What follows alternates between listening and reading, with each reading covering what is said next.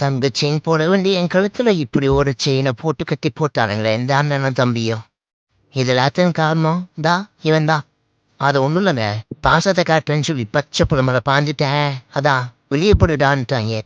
பாசத்தால கட்டி போலான்னு நினைச்சு பாஞ்ச என்ன இப்படி சங்கிலியால கட்டி போட்டாங்க இந்த பாவிங்க. சரி கலட்டி விடுறேன் மன்னிப்பு கேளுன்னு சொன்னான். தக்காளி இதை அன்பின் வெளிப்பாடுடா, அன்பு என்று மன்னிப்பு கேட்காதடான்னு சொல்லிட்டேன். அப்போ இதான் உனக்கு நிலைமை அப்படின்ட்டானுங்க. டேய் டாடி உனக்கு இருக்குடா. சரி நான் கதைக்கு வரேன். எல்லாரும் எப்படி இருக்கீங்க? ஒரு ஊருக்கு கிளம்பியாச்சுங்க. கிளம்புறப்போ ஒரு பிஸ்ட்டு. என்னன்னு கேட்குறீங்களா? கார்ல ஏறி உட்காந்தவொடனே கார் ஸ்டார்ட் ஆகல, பிரேக் டவுன் ஆகிடுச்சு.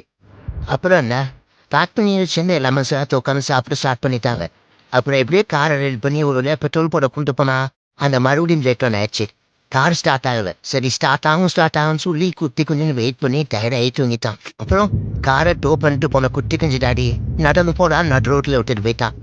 கட்டி போட்டோன்னே கட்டிச்சு பொடி வாங்கன்னு பார்த்தேன், ஆனால் கருமா பொடி வாங்கிடுச்சு. அப்புறம் என்ன, கடுப்போனேன் வழக்கம் போல காஃபியை போட போயிட்டான். போட்டுட்டு வீட்டுக்கு வந்தான். அப்புறம் வீட்டுக்கு வந்தா ஒரே மழை. சரி வாடா தம்பி போய் மலையில ஆடலான்னு கூப்பிட்டான். தூக்கிட்டு போவான்னு பார்த்தா படியேற விட்டுட்டாங்க இந்த நாய். படியேறி போனா பதக்கமாங்க தர போறாங்க. அப்புறம் மலையில நல்லா ஆட்டம்.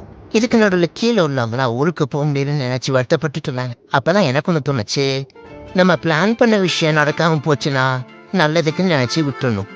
இது கார் ட்ரிப்புக்கு மட்டும் பொருந்தாது, லைஃப் ட்ரிப்புக்கும் பொருந்தும்.